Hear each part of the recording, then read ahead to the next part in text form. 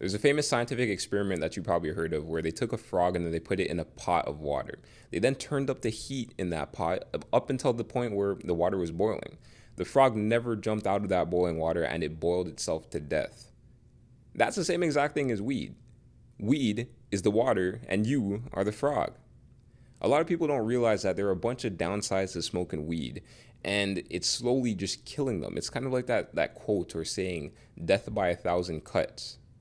A lot of people don't realize this, but weed is slowly killing them and ruining their life, but they never end up finding out or they never end up seeing its downfalls. Because the thing about weed is that it's not an instant change. The killer or the silent thing about weed, like the main reason why weed is so dangerous is because it's not that, I guess you could say, world changing when you smoke. It's not like meth or freaking, I don't know, fentanyl or something like that, where you take it and then instantly your world is just shattered, or it's such a big drastic change to where you really notice it. And that's the dangerous thing about weed, is that it doesn't really show its effects up until later, up until it's too late, up until you're really addicted to the point where you're feeling all these downsides and downfalls. The thing about alcohol is that when you drink alcohol, you drink it, and if you get way too drunk, then what? You go to the hospital, you get your stomach pumped, or the next day you wake up just feeling like complete shit because you're hungover. So people know not to drink alcohol every single day because they don't want to feel like that. A lot of people, when they smoke weed, they smoke and they wake up the next day, they're fine. They're able to smoke 5 blunts, 6 blunts, 7 blunts a day. Smoke when they wake up in the morning time. Smoke when they go to bed, and they don't feel any downsides to it. And that's the thing. People don't realize that it's screwing up their brain chemistry. It's physically addicting. And yes, it is physically addicting. We'll get into that later. But a lot of people like to lie to themselves and say, oh, I'm not addicted to weed. Oh, this isn't physically addicting. It's psychologically. No, it's physically addicting. The dangerous thing, like what I said before, is that when you smoke weed, you could smoke it and then feel good the next day, or you could smoke it and then feel kind of good later during the day. So you feel as if you could keep smoking, and there's no really downsides to it. And that's the lie that everyone tells themselves. They tell themselves like, oh yeah, I could smoke and I'll be fine, or I could smoke and then go to work and I'll be fine. But no. It gets to the point where you forget what being sober feels like. So you being high and you being in that, I guess you could say, low caliber state becomes your new normal. So you don't even know what being normal feels like anymore. You don't even know what you're missing out on because you've been high for so long. You've been smoking weed for so long, and you've been feeling those downsides for so long that you don't even know that you're feeling those downsides. It's kind of like if you have a headache for your whole life. Like, let's say you were born with a headache. You probably wouldn't know that you're born with a headache. You probably don't know you have a headache. It just becomes your new normal. And this is why people feel so good when they become sober, because they now know what it feels like to not be high anymore. They now know what it feels like to not be operating at a level that's like down here at a super low level. So what are these downsides or effects that weed has on you? The biggest effect that weed has on you is its effects on your brain chemistry. More importantly, your dopamine system. So whenever you smoke weed, you're skyrocketing your levels of dopamine. And if you don't know what dopamine is the neurotransmitter in your brain, or chemical in your brain that's responsible for things like motivation, kind of known as the feel-good chemical, kind of similar to serotonin, I guess you would say, but it's more so it has to do with motivation. When you do something that naturally motivates you, then your brain releases dopamine. So if you were to eat food, or if you were to go to, go talk to a person or go talk to a girl or something like that, then your brain releases dopamine. It's a feel-good chemical.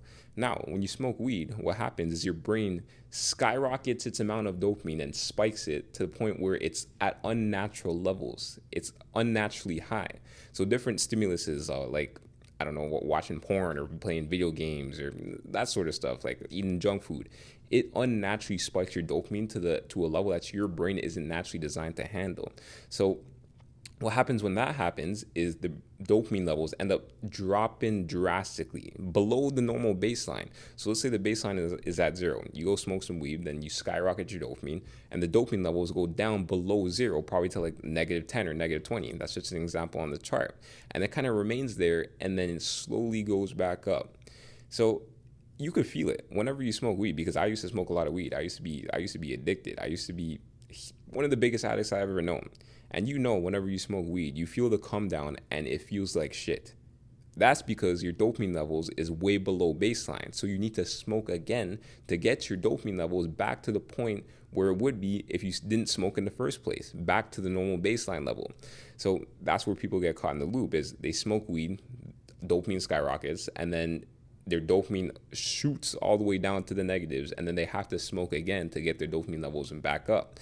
That's where addiction comes in. That's where the whole cycle comes in. So when you screw up your dopamine levels like this, what you're essentially doing is you're now operating at a level where your dopamine levels are naturally below baseline. Because when you artificially induce any chemical in your brain stops producing it because it has too much of it. It's kind of like the same thing as testosterone or steroids. When people inject steroids into their ass, what happens is their brain or their body, it's their body. Their body stops producing natural testosterone because they already have enough testosterone that they're inducing artificially. So your balls shrink, you end up getting gyno, you end up getting a bunch of different side effects. That's what happens when you screw with the body's natural homeostasis, or whatever that name is. When you're screwing with the body's natural way of doing things and the natural balance that the body has, bad things are going to happen. So that's what happens when you smoke weed. When you smoke weed, you're screwing with the brain's natural brain chemistry. You're screwing with its natural dopamine levels. So that's why when people smoke weed, they feel like an emotionless zombie. That's why when they smoke weed, they become unmotivated. And that's why people who smoke a lot of weed, they're kind of associated with lazy people, because their dopamine levels are so low that they don't even have the motivation to do the things that they need to do. Their brains are fried. Their brains are literally fried. So when you operate at a level to where you don't even have any dopamine, how are you going to feel? You're not going to want to go talk to people. You're not going to want to go hit your goals. You're not going to want to go hit your ambitions. You're not even going to have any ambition because there's no dopamine in your brain to even produce the chemical that is responsible for ambition. A lot of people don't know or even notice this when they smoke, but it screws so many aspects up in your life. So now, another thing, when you smoke weed, what are you really doing after the fact? You're doing more dopamine-inducing things. Like, you're playing video games, you're eating junk food, you have the munchies, you're watching freaking adult content. Don't lie, that's what you're doing. So your brain's dopamine already skyrockets when you smoke weed. And then what happens, it skyrockets even more when you do the stuff that you do after you smoke the weed. Next is serotonin. It screws up your serotonin receptors too. And if you don't know what serotonin is also some sort of feel-good chemical that's responsible for mood regulation and emotional stability and that sort of stuff. So that's why when a lot of people smoke weed, they have crazy mood swings, or they just feel kind of depressed, or they feel like they're just not in a good mood whenever they're not high. Because what's happening is weed is kind of acting on the serotonin receptors. So it's giving your brain unnatural serotonin. Weed kind of just makes you a shell of yourself, and it changes your personality, but people don't notice it because that personality change comes over time. So if you took yourself before you started smoking weed versus after you started smoking weed, it's a night and day difference, but people just don't realize it because it's themselves. You have to ask another person. Like, ask your mother, for example, how was my personality a couple years ago before I started smoking weed, after I started smoking weed? But that's the thing, like, other people just automatically assume it's because you've grown up, or it's because this, or it's because that. But no, it's really just the weed. Like, before I started smoking weed, I was a very vibrant person.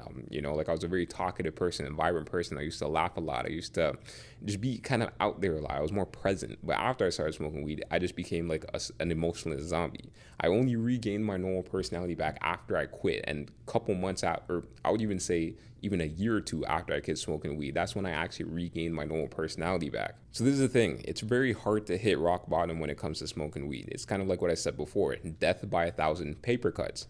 When you stop someone, they're automatically just going to bleed out and die. But when you give someone a paper cut, they're not going to bleed out. They're just going to be like, oh shoot, that's not good. And then more, and then you get 1,000 paper cuts, and then you end up bleeding out. So yes, this is why people smoke for years, 10 years, 20 years, 30 years. And then they never end up quitting because they haven't hit that rock bottom yet, because they don't even know they're at rock bottom. So yes, moral of the story, stop smoking the gas, consider quitting, and subscribe to my channel if you want to hear more motivational content about quitting and that sort of stuff. All right, guys, later.